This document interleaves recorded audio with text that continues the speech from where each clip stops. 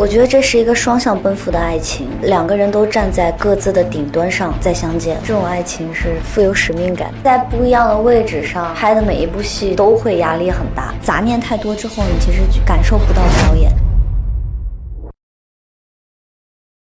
行走江湖这么些年，你可知道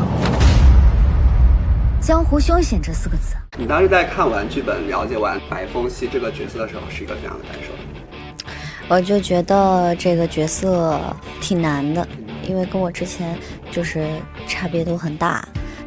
她是那种飒、很直爽的一个女孩。欢迎狐狸，你若再不滚出来，我就去剥你皮了。就是像白凤熙和那个风夕云嘛，哪个方面会更接近你呢？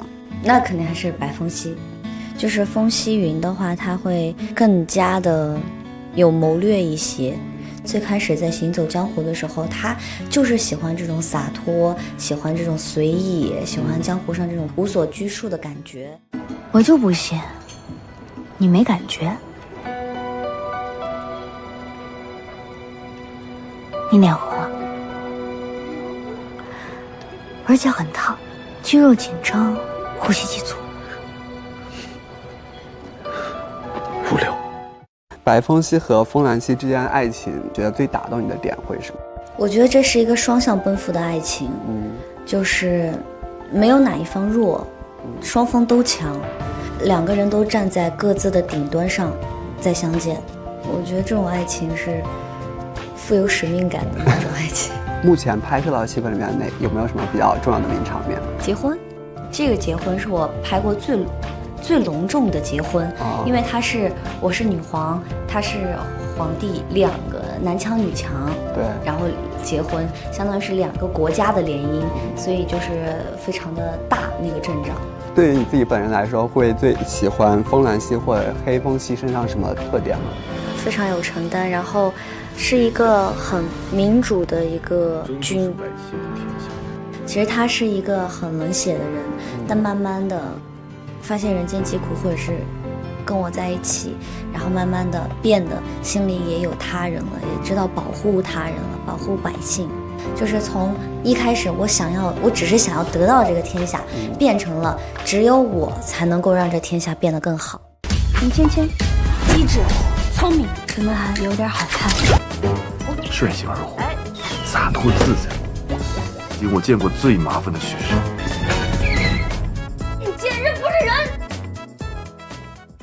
大家给你的标签比较多是甜宠剧女王这种。通过《启示天下》这部剧，你觉得希望说让大家看到一个怎样的赵露思？这种标签都是大众加给我的，而不是我自己想要去拥有的这些标签。这些名字什么的都是有利有弊。每一个剧拍之前，我也不会说观众看到会是个什么样子，就只能说它播完之后，大家觉得它是个什么样子，是好是坏是怎么样。《启示天下》是一个非常影响力大的 IP 嘛，首次担当这种大制作的女主，这会是你拍摄至今压力最大的一部戏吗？不是。因为在不一样的位置上拍的每一部戏都会压力很大。刚出道的时候，当新人的时候，接到第1个女1号的时候，压力可比现在大10倍，尽力的去演，并不是说这个戏大制作我就好好演，小制作我就不好好演。这个角色和你第一次拍戏的感受有什么不一样吗？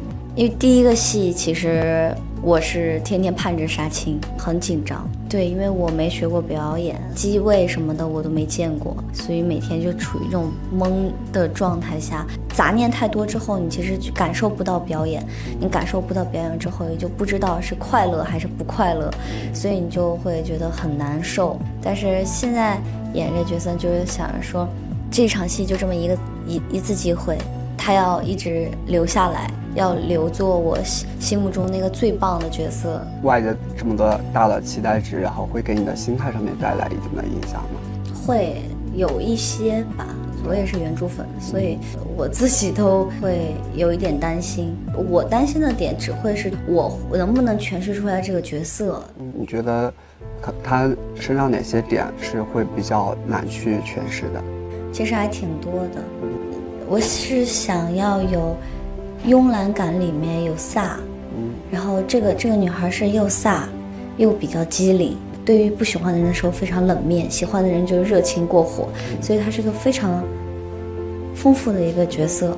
真正生活中的人不是只有一面的，所以我就觉得这样的角色更真实。白凤熙这个角色在你的演员道路上会有怎样的意义呢？非常值得纪念、值得被记住的一个角色，我也会相信这个角色一定能成就很多人，因为他是一个很正能量、很积极向上的一个角色。他基本上都没有什么丧的时候，不会去怨天尤人，他一直就是很拼，救人也好，勇敢的去恋爱也好，我觉得就非常的激励大家。这部戏那个杀青之后会比较容易出来，还是需要一定的时间出来？我觉得比较容易出来，我只会带着白凤熙身上的优点，然后杀青。拍完这个白凤熙这个角色，觉得我的打戏拍得更好了，我觉得我眼神更稳了，会带着这些优点杀青，但是我不会一直留恋在这一个角色里面。那像演这样一个角色，作为演员来说，会不会有很爽的感觉？